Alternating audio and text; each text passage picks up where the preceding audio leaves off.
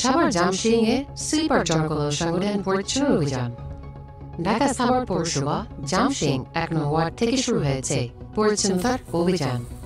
Sweeper Janakalyan সংগঠনের উদ্যোগে চলছে ময়লা আবর্জনা পরিষ্কার করার মহৎ কাজ।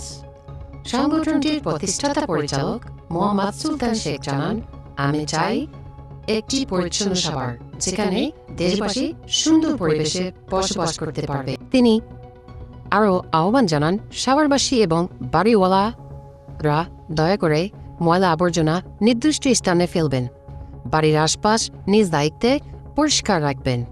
এছাড়াও তিনি সরকারের প্রতি অনুরোধ করেন, আমরা গরিব অসহায়, আমাদের পাশে দাঁড়ান, এই সংগঠনকে সার্বিক সহযোগিতা করুন যেন আমরা আরও ভালোভাবে জনগণের জন্য কাজ করতে পারি। সাভারের মানুষের জন্য এটি এক অনুকরণীয় উদ্যোগ। পরিচ্ছন্ন শহর গড়ার পথে এগিয়ে যাচ্ছে সুইপার জনকল্যাণ সংগঠন। ARB news 24 Savar. একটা সমাজের একটা ভালো একটা উদ্যোগ নিচ্ছে এলাকার পরিচ্ছন্ন করার জন্য। এদের পারবে, এটা আমাদের বিশ্বাস। এদের চালচলন বোঝা যাচ্ছে। আর এদের পাশে আমাদের যে মহল্লাবাসী যারা আছে সকলে এদের সাথে হেল্প করা দরকার। আর উদ্যোগটা যে নিচ্ছে এটা ভালো একটা উদ্যোগ নিচ্ছে। মানে